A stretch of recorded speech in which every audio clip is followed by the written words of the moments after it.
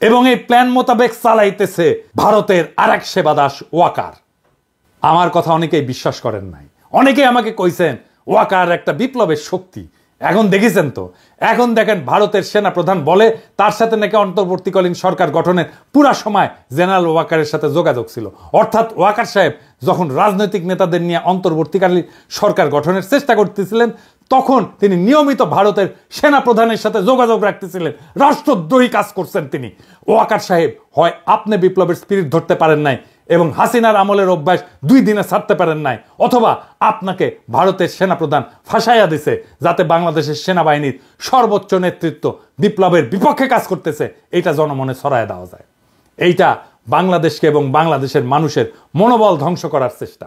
এভাবেই গত 5 মাস ভারত নিজেদের কৌশল ঠিক করেছে এবং বাংলাদেশের সকল মানুষকে এটা বোঝানোর চেষ্টা করতেছে যে ভারত এখনো আমাদের প্রভু। এবং এইটা বোঝানোর জন্য তাদের প্রথম টার্গেট আমাদের হাসিনা বাবুর ফুফাতো বোনের জামাই সেনাপ্রধান ওয়াকার সাহেব। আমি অবাক হই যে সমস্ত সেনা সদর বা আন্তঃবাহিনী জনসংযোগ পরিদপ্তর এই নিয়ে কোনো কথা বলেন নাই, আর ভারতের দালাল বাঙ্গুয়েলিটারা বৈশা বৈশাখী নিজেদের দেখতেছে আর নিজেদের হারানো প্রভাব পুনরুদ্ধারের স্বপ্ন দেখতেছে। প্রথম আলো গং এখন এইগুলা নিয়ে পুরা গল্প বানাবে ফায়াজ করিমের মতো। এইসব বাংলাদেশ বিরোধী ভারতীয় এজেন্টদের যেখানে দেখবেন সেখানেই এদেরকে জয় বাংলা কইরা দিতে হবে। এখন দেখেছেন তো জেনারেলদের বাসায় হাসিনার লোক, আওয়ামী লীগের লোকেরা লুকে আছে, দেখেছেন? ফ্ল্যাট মালিক কে? ফ্ল্যাট মালিক হচ্ছে মাহবুব সামদ চৌধুরী, মেজর জেনারেল। জি। উনি এখন বর্তমানে কোথায় আছে? উনি এসএসএফ আছে। এসএসএফ আছে, ডিজি। জি।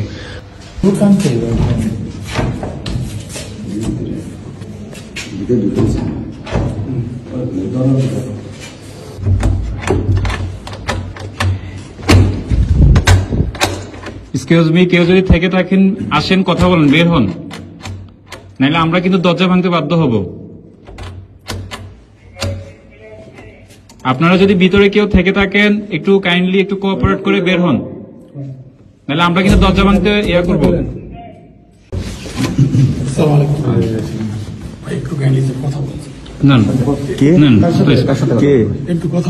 বলেন কে? ভাই আমি তো স্যার আসেন, সামনে আসেন, সামনে আসেন, সমস্যা নাই। বলেন। মহিলা বন্ধ করে আপনি একটু আসেন।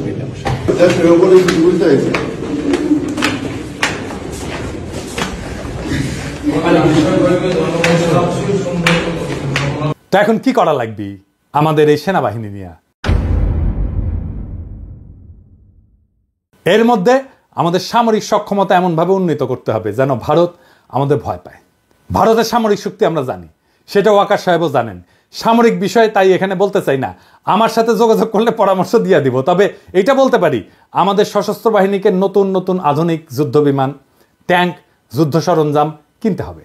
মাঝে মাঝে সে সমস্ত মাল দিয়া একটু প্রশিক্ষণ করে তো ফুটেতে টুটেতে হবে আর কি, বুঝছাও? আর বলিছি এটা সাইবার ব্রিগেড করতে হবে আমাদের শক্তিশালী, তাইলে আমাদের পাতলা পায়খানা চলতে থাকবে। ভারত কিন্তু ফ্রান্স থেকে রাফেল কিনেছে, রাশিয়া থেকে কিনেছে সুখয় যুদ্ধ বিমান। আমাদের তো রাশিয়া আর ফ্রান্সের সাথে সম্পর্ক ভালো, যুক্তরাষ্ট্রের সাথেও ভালো, তুরস্কও আছে। ভারত এতদিন আমাদের আধুনিক যুদ্ধ সরঞ্জাম কেনার ব্যাপারে ভেটো দিয়ে আসছে করলে, এখন বুঝতে পারছেন তো কেন তারা ভেটো দেয়? এই কূটনীতির কারণে। কারণ ওরা চায় আমরা যেন সমরে শক্তিশালী হইতে না পারি এবং তাদের সেবা দাসী হিসেবে থেকে যায়। এরপরে আসেন কৌটিল্যের কূটনীতিতে জোট নীতি কি। কৌটিল্য বলে দিছে যে যখন রাজায় যুদ্ধ করবে না তখন সে অন্য শক্তিশালী রাজ্যের সাথে জোট গঠন করবে এবং নিজেকে সেই শক্তিশালী রাজার হাত থেকে নিরাপদ রাখবে। ভারত কিন্তু এই কামটাও ঠিক মতো করে, মানে কৌটিল্যকে মাইনে চলে আর কি। এই যেমন ধরেন ভারতের সামরিক সহযোগিতার সম্পর্ক আছে রাশিয়া, ইসরায়েল আর যুক্তরাষ্ট্রের সাথে। এই 3 দেশ চাইলে যে কোনো সময় ভারতকে জয় বাংলা করে দিতে পারে। আবার লক্ষ্য করলে দেখবেন যে এই 3 দেশের সাথে যাদের শত্রুতা, ভারত কিন্তু তাদেরকে শত্রু মনে করে। এই 3 দেশের কমন শত্রু হইল মুসলিম দেশগুলা। ভারত এদের সাথে সন্ধি করার মানে হইল ভারত এদের সাথে মিলা মুসলিম বিরোধী শক্তি গঠন করতে চায়। ভারত এইসব দেশ থেকে সমরাস্ত্র কেনে, এদের সাথে মিলিটারি তথ্য আদান প্রদান করে। আমরা হয়তো ইসরায়েলের সাথে সম্পর্ক করতে না পারলেও বাকি 2 দেশের সাথে পারবো, সেই অবস্থা আমাদের আছে। আবার কাঁঠাল রানী যেইভাবে আমেরিকার সাথে সম্পর্ক খারাপ করেছিল তাতে এটা পরিষ্কার যে হাসিনা ভারতের নীল নকশা বাস্তবায়ন করেছে যেন বাংলাদেশের সাথে আমেরিকার সম্পর্ক ভালো না থাকে। আমরা এদের সাথে সম্পর্কের পাশাপাশি চীন, পাকিস্তান, সৌদি আরব, ইরান, তুরস্কের সাথে সামরিক সম্পর্ক তৈরি করব। এরা কেউ ভারতের সাথে সন্ধি করবে না, কিন্তু আমাদেরকে এরা ভালোবাসে। ঠিক কিনা বলেন? আমাদের সাথে সন্ধি করবে। এই সন্ধিগুলা হইলে তখন দেখবেন যে জয়শঙ্কর বাবাজি আর অজিত দোভাল কিভাবে দৌড়ের উপরে থাকে। আমাদের সামরিক কেনাকাটাগুলা আমরা এইসব দেশ থেকে করব। আর আমেরিকা রাশিয়াকে সাথে নিতে হবে। এরা কিন্তু হিসাবি দেশ, এদের থেকে সমরাস্ত্র না কিনলে এরা আপনাকে কোনো সাপোর্ট দিবে না। ভারতে রাফায়েল আছে, আমরা F-16 কিনতে পারি, আবার ফ্রান্সের রাফায়েল অথবা রাশিয়ার সুখয় কিংবা চীনের চেংদু J-10 চার্লি কিনতে পারি, তাই না? তবে ফ্রান্সের রাফায়েল কিনলে আমি এনে খুশি হমনি, তাই না? আমাকে এত আশ্রয় দিছে না ফ্রান্সের সরকার, ওদের কিছু করা লাগে না, আমাদের তো একটা দায়িত্ব আছে, কি বলেন? তো রাফায়েল কিনলে পিনাকি দাদা খুশি হয়ে যাবে নি, বুঝছাও? তো শুনেন, কেনা লাগবি না এখনই, খালি কেনার আলাপ শুরু করে দেন, দেখবেন ভারতের সীমান্তে কাঁটাতার বসানো থেমে যাবে। আমি গ্যারান্টি দিচ্ছি, লিখে দিচ্ছি, না হইলে আমার এসে কইেন। আলাপ শুরু করেন খালি, দেখেন তাদের রাষ্ট্রদূতের দৌড়াদৌড়ি শুরু করে দেবে ওই দেশে। তখন ওরাও ভারতকে তাদের ব্যবসার মধ্যে না আসার পরামর্শ দিয়ে বসায় দিবে। পাকিস্তানে আমাদের সামরিক কর্মকর্তাদের সফর একটা ভালো সংবাদ শুনলাম, তাদের থেকে J-71 যুদ্ধ বিমান কেনার আলাপ চলতেছে। বাংলাদেশ কিনলে তারা খুশি হবে। দক্ষিণ এশিয়াতে ভারত একটা সিপাই থাকবে। এইবার আসেন কৌটিল্যের দ্বৈত নীতি, এই জিনিসটা আবার কি? এটা সবচেয়ে মজার থিওরি। এইটার মধ্যে একজন রাজা একই সময় একজনের সাথে যুদ্ধ আর একজনের সাথে সন্ধি, বুঝছাও? মানে হইলো ভারত একসাথে দুইটা যুদ্ধ করতে পারবে না, করবেও না, কখনোই না। দেখবেন যখন পাকিস্তানের সাথে যুদ্ধ খেলে তখন অন্য কারোর সাথে সেই খেলা দেখায় না। গত 16 বছর তো আওয়ামী লীগ ভারতকে বাম্পার সুবিধা করে দিছিল। বাংলাদেশ তো তাদের দখলেই ছিল, তাই না? ভারত নিশ্চিন্তে অন্যদের সাথে ঝামেলা করে গেছে। এখন তো সেই মজা আর নাই। এখন আমরা ভারতের শত্রু সকল দেশের সাথে আলাদা আলাদা করে সম্পর্ক তৈরি করব। আধুনিক বিশ্ব ব্যবস্থায় সম্পর্কের অন্যতম মাধ্যম হইল ব্যবসা এবং বাণিজ্য, এই সম্পর্ক জোরদার করা। এবার আসেন আমাদের ভারত নীতি কেমন হবে, কি দিয়ে আমরা ভারতকে সাইজ করতে পারবো, ওরা দৌড়ের উপরে রাখতে পারবো, প্রত্যেক দিন দাবরানির উপরে রাখতে পারবো, এটা আমাদের জানা দরকার না? আসেন দেখি। অনেকে মনে করে আমরা ছোট দেশ, ভারত ছাড়া আমরা চলতে পারবো না। আরামজাদা, চলতে পারি কিনা তুই দেখ আমাদের দায়িত্ব দিয়ে দেখ পারি কিনা। আমি প্রফেসর ইউনূসকে কইব যে আপনি অনতিবিলম্বে সার্কের কার্যক্রম চালু করেন। দরকার হলে বাংলাদেশ সম্মেলনের ডাক দিবে, আয়োজন করবে, এতে সকল দেশের সাথে বাংলাদেশের সম্পর্ক উন্নত হবে। ভারত আসতে যাবে না জানি, কারণ তারা পাকিস্তানের সাথে এক টেবিলে আলোচনায় বসবে না। আমাদেরকে এই সুযোগটা নিতে হবে। এই জন্যেই আমরা ভারতকে ছাড়াই সার্কের কাজ শুরু করব। দক্ষিণ এশিয়াতে ভারতের মহাজনগিরি ছুটাই দিতে হবে। দক্ষিণ এশিয়াতে পাত্তা না পেলে ভারতকে আর কোনো দেশই পাত্তা দিবে না। ভারত নিজেদের অনেক বড় হ্যাডম ভাবে। দেখেন তাদের পররাষ্ট্রমন্ত্রী কি বলে। I think I'm 1/5 of the world's population. I am what today the 5th or 6th largest economy in the world. Forget the history, civilization bit. Everybody knows that. But I think I'm entitled to have my own side. I'm entitled to weigh my own interests, make my own choices, and my choices will not be cynical and transactional, but they will be a balance of my values and my interests. There is no country in the world which disregards its interests. SAARC চালু হইলে দেখবেন ভারতের পায়জামা ঢিলা হয়ে গেছে, ওর ফিতা খুঁজে পাচ্ছে না। সাথে আমরা অবজারভার হিসেবে নিব চীন, রাখাইন, এইসব দেশকে, তারা খুশি হবে। আফগানিস্তানকে নিব, রোহিঙ্গা সমস্যার সমাধানে নতুন গতি আসবে। আর ইন্ডিয়াকে আমরা বাস দিতেই থাকবো। আগে কইছিলাম যে ভারত তার কোনো প্রতিবেশী দেশকে বন্ধু মনে করে না। আমরা ভারতকে বন্ধু মনে করার কোনো ঠেকা নাই আছে, ওরাই তো মনে করে না। আমাদের ভুলে গেলে চলবে না যে আমরা 18 কোটি মানুষের একটা বাজার, পৃথিবীর 8ম বৃহত্তম বাজার, আমাদের ক্রয় ক্ষমতা বিশ্বে 25তম। আমাদের এইখানে সবাই তার পণ্যের বাজার করতে চাইবে, সবাই। আওয়ামী লীগ বাংলাদেশকে ভারতের একক বাজারে পরিণত করছিল। বিগত 5 বছরে, বিশেষ করে কোভিডের পর ভারত থেকে আমাদের আমদানি কতটা বাড়িছে দেখেছেন? দেখেন, শুধু 2022 সালে ভারত থেকে বাংলাদেশ আমদানি করেছিল $14 বিলিয়ন, আর যেখানে বাংলাদেশ থেকে ভারত আমদানি করেছিল মাত্র $2 বিলিয়ন। মানে হইল হাসিনা বাংলাদেশের টাকায় ভারতের কোভিড থেকে হওয়া ক্ষয়ক্ষতি মিটানোর ঠিকানি ছিল। না হলে ভারতের এত দুঃখ কারণ দেখি না। ভারতের সাথে আমাদের ব্যালেন্স অফ ট্রেড হবে সমান, লাগলে আমাদের পক্ষে বেশি হবে, কারণ ভারতের জনগোষ্ঠী আমাদের 10 গুণ। আমরা যা ভারত থেকে কিনবো ভারতের আমাদের 10 গুণ কিনতে হবে আমাদের কাছ থেকে। ভারত আমাদের থেকে সমান আমদানি না করলে আমরা ভারত থেকে পণ্য আমদানি বন্ধ রাখবো। ভারত থেকে আমরা সবচেয়ে বেশি আমদানি করি তেল, তুলা, পশুখাদ্য, মোটরযান ইত্যাদি। এইগুলো আমাদের নিকটবর্তী দেশগুলো থেকে সহজে আমদানি করা সম্ভব। আমরা এই সেক্টরগুলোতে চোখ রাখবো, আর এই সেক্টরগুলোতে ভারত থেকে আমদানি বন্ধ না করা হইলে আমরা দরকার হলে রাস্তায় নামবো, আবার সংগ্রাম করব। মেসেজ ক্লিয়ার, ভারতের একচেটিয়া আমদানি বাদ, লাগলে চীন থেকে আমদানি হবে। লাগলে রাশিয়া থেকে আমদানি হবে, ওদের সাথে ব্যালেন্স অফ ট্রেডের অবস্থা ভালো না। তবে ভারতের শত্রু আমাদের বন্ধু হইতেই পারে, আর আমাদের সাথে ফাজলামি করলে আমরা চীনকে দিয়ে ভারতের কানসুল খাইতে পারবো। তখন ভারত বুঝবে যে কৌটিল্য আমরাও বুঝে গেছি, বুঝছাও। আর বুঝেছেন তো, আমি তো কইছিলাম যে রাশিয়া থেকে ট্রাক কেনা লাগবে। এই যে দেখেছেন না ট্রাক কত সুন্দর, দেখেছেন? রাশিয়া থেকে ট্রাক কেনেন, ইন্ডিয়ার ট্রাক দিয়ে কি করবেন? দেখেছেন মুখে হাসি ফুটেছে। এই যে আমার ক্ষুদ্র ভাতারা খুশি হয়ে গেছে রাশিয়ার ট্রাক দিকে। তা আমাদের ভারত নীতি খুব সোজা। 1971-এর পর থেকে আওয়ামী লীগ যে যে চুক্তি করেছে ওইগুলো আমাদের পুনর্বিবেচনা করতে হবে। ভারত যদি কোনো চুক্তি না মানে তাহলে আমরা সব চুক্তি বাতিল করে দেব। ভারত বাংলাদেশের 64টা অভিন্ন নদীর একটা নদীতে যদি ঠিক মতো পানি না আসে তাহলে ভারতের ট্রানজিট বন্ধ করে দেওয়া হবে।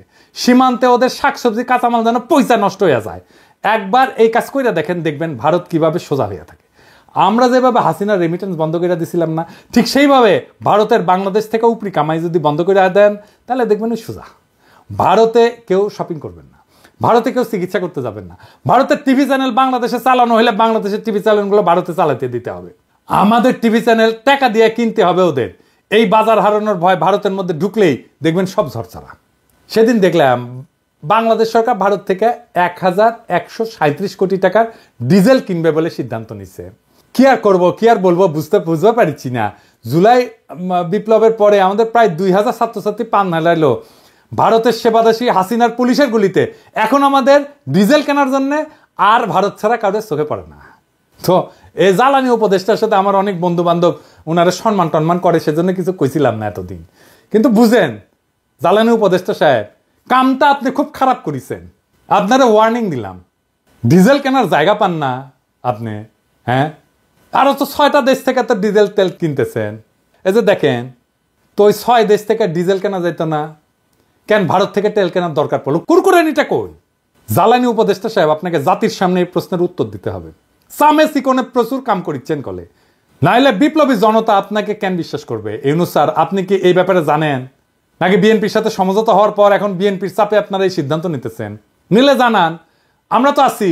যেই দল গত 10 বছরে মুরগির ক্ষোভ থেকে বাইরে যেতে পারে নাই, সেই দল এখন নিজেদের জুলাই আন্দোলনের মাস্টার মাইন্ড বলে, আবার ক্ষমতা আসার জন্য ভারতের সাথে আতাত করে যেন ভারতের প্রভুত্ব বাংলাদেশে টিকে থাকে। এমনিতে আপনাদের জনসমর্থন কেমন এটা তো বুঝতে পারছেন। মানে ওই দলকে কইতেছি যে আসতে চায় ক্ষমতায়, তারপরে যদি ভারতের দাস হিসেবে পরিচিত পান তাহলে ক্ষমতা আসলেও সে ক্ষমতা ধরে রাখতে পারবেন না। হাসিনারে নামাইতে যদি 36 দিন লাগে, আপনারা 36 ঘন্টায় নামায় দেওয়া যাবে। খুব সাবধান, এটা ইন্টারনেটের যুগ, উন্নত প্রযুক্তির দুনিয়া, কিন্তু সরকার চালানোর অভিজ্ঞতা আপনাদের নাই। আমরা জানি কিভাবে কি করতে হয়, আপনাদের চেয়ে আমরা অনেক ধাপ আগে। আমাদের সাথে পরামর্শ করেন, নইলে কি করতে গিয়া কি খাইয়া ফিরে আসবেন তা কিন্তু বুঝতে পারবেন না। ভারতে আমাদের সব কাজ স্লো করে দিতে হবে, দূতাবাসে আমাদের লোকের সংখ্যা কমাই দিতে হবে। পররাষ্ট্র উপদেষ্টা এই জিনিসটা ভালো করে খেয়াল রাখবেন। ওই লোক দিয়ে আমাদের আসন্ন বন্ধু দেশের মিশনগুলোকে শক্তিশালী করেন। ভারত আমাদেরকে ভিসা না দিলে আমরা ভিসা দিব না। আমাদের দূতাবাসে আক্রমণ করলে আমরা ওদের শান্তিতে থাকতে দেবো না। ইউনূস স্যার তো ভদ্র মানুষ, আপনি না পারলে আমাদেরকে বলবেন, আমার ক্ষুদ্র ভাতা এবং ভগিনীরা ভারতের পাশে আগুন ধরাই দিবে, লাগলে জায়গা মতো আগুন ধরাই দেব। আমাদের কোনো সরকারি কর্মকর্তা ভারতে প্রশিক্ষণে যাবে না। কেন যাবে না জানেন? আসেন বলি। কারণ এইসব প্রশিক্ষণ দেওয়া এতদিন ভারত আমাদের সব অফিসারদের প্রোফাইল বানিয়েছে, বুঝছেন? তাদের কার কি পছন্দ অপছন্দ, কারে পয়সা দিলে হবে, কারে মেয়ে ধরাই দিতে হবে, তা সব জানে এবং এই কাজ করেছেও। কিন্তু এই যে সানিউল কাদের দেখেছেন না, ধরা খেয়েছিল, তারা ইউএনএদেরকে ডিসিদেরকে নিয়ে গেছে দেরাদুনে, কূটনীতিকদেরকে পড়াইছে দিল্লিতে। তাই আমাদের সরকারি অফিসারদের বিশেষ করে যারা ভারতে প্রশিক্ষণ নিছে তাদের শুদ্ধি পরীক্ষা নিতে হবে, এবং এরা সব কয়টা বিক্রি হয়ে গেছে। আমাদের অফিসাররা ভারতে প্রশিক্ষণে গেলে তাদের অফিসারদেরকেও আসতে হবে এখানে। এটা অবশ্য ফরেন সার্ভিস একাডেমি করে, তবে এইটা আরো বেশি করা দরকার। ভারতের অফিসারদের প্রোফাইল তৈরি করতে হবে, এবং এর একই সাথে আমাদের চরিত্র ঢিলা অফিসারগুলো আছে না, ওদের আপাতত কাজ করা বা পদায়ন থেকে বিরত রাখতে হবে। নইলে তারপর 2 পেগ মেয়েরা আবার হোয়াটসঅ্যাপে ফ্যান খুলে দিবে, ভারত সেই সমস্ত ছবি জোগাড় করে তাদের দিয়ে গুপ্তচরগিরি করাইবে, বুঝছো? এটা ওদের একটা পলিসি করে। এখন আপনারা যেহেতু ভদ্রলোক, সেই জন্যে সুশীল, সেই জন্য আপনারা ওদেরকে দূরে রাখেন যাদের চরিত্র ঢিলা। আমি যদি ফরেন মিনিস্টার হইলাম ইনি, তাইলে ওই হানি ট্র্যাপ ফেলা ইন্ডিয়ার মায়াগরে তাদের ডাবল প্রমোশন দিলাম ইনি। ইন্ডিয়া হানি ট্র্যাপে ফেলানো ছাড়া আর কিছু পারে না। তাই তাদের এই হানি ট্র্যাপ আইডিয়া জয় বাংলা করে দিতে হবে।